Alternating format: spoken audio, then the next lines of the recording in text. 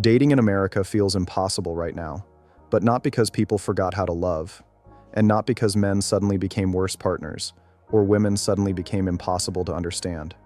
It feels impossible because the system itself has changed, quietly, structurally, and irreversibly. What most people experience today is not a personal failure, but a predictable outcome of how modern dating has been redesigned over the last 2 decades. Yet almost nobody talks about this honestly, because the moment you do, the conversation becomes emotional instead of analytical, and once that happens, the truth gets buried under blame. Most people still approach dating as if it works the way it did 20 or 30 years ago. They assume attraction leads to connection, connection leads to commitment, and commitment leads to stability. But that sequence no longer reflects reality. In modern America, attraction is disconnected from commitment, and commitment is no longer the natural outcome of emotional bonding. Dating now operates under a different logic, one driven less by human attachment and more by incentives, perception, and constant comparison. The first reason dating feels impossible is because choice has exploded beyond what the human brain can handle. In the past, your dating pool was limited by geography, social circles, and time. You met people through work, family, friends, or shared routines. Today, that limitation no longer exists. Dating apps and social media have turned potential partners into infinite profiles, each one only a swipe away. This may look like freedom, but psychologically, it produces paralysis. When options feel unlimited, no single option feels valuable enough to commit to.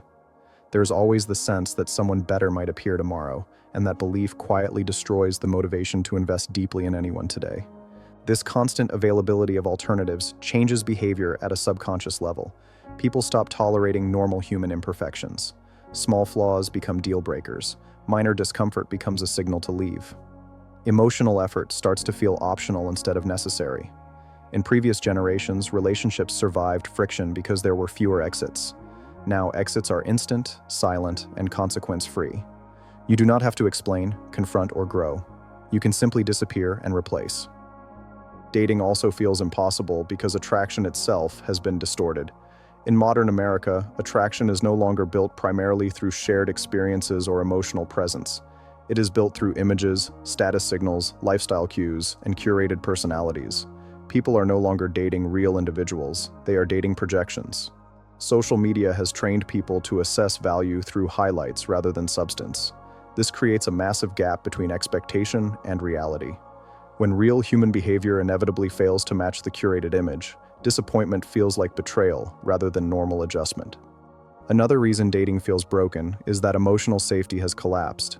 Many people enter dating not to build something new, but to protect themselves from past damage. They carry unresolved resentment, fear, and distrust into every interaction. Instead of curiosity, they lead with caution. Instead of openness, they lead with testing. Instead of vulnerability, they lead with control. When two guarded people meet, nothing grows. The connection remains shallow, performative, and fragile. Men feel this collapse differently than women, but the outcome is the same. Many men experience dating as a process of constant evaluation, where effort is required, but appreciation is uncertain. They are told to improve endlessly while receiving little clarity about what actually leads to lasting connection. Mixed signals are normalized. Ambiguity is framed as confidence. Emotional distance is often mistaken for strength. Over time, this teaches men to either disengage emotionally or overinvest in validation, neither of which leads to healthy relationships. Women, on the other hand, often experience dating as emotionally exhausting and unpredictable. While they may receive more attention, attention does not translate into security or consistency. Many encounter partners who are present but non-committal, interested but unavailable, affectionate but unwilling to build. This creates frustration, confusion, and emotional burnout. The abundance of options does not protect against loneliness. It amplifies it. What makes dating in America uniquely difficult is that both sides are operating under conflicting incentives. Men are encouraged to optimize themselves without guarantees. Women are encouraged to keep options open without deadlines. Commitment becomes risky for one side and optional for the other. When commitment stops being mutually rewarding, it stops being pursued sincerely. Another overlooked factor is the disappearance of shared timelines. In the past, adulthood followed a predictable rhythm: education, work, marriage, family. Today, timelines are fragmented. Some people delay commitment indefinitely. Others want stability early. Many are unsure of what they want at all.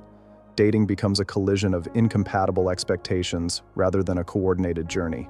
Without shared direction, even strong attraction eventually collapses. Dating also feels impossible because honesty has become dangerous. People are afraid to say what they want because wanting commitment can be seen as pressure, and wanting freedom can be seen as selfish. So people perform neutrality. They say they are seeing where things go, even when they know exactly what they do or do not want. This performance creates false hope and wasted time. Relationships do not end because of incompatibility. They end because the truth was delayed too long. Technology did not just change how people meet. It changed how people leave. Endings used to require courage. Now they require silence. Ghosting has normalized emotional avoidance. Closure has become rare.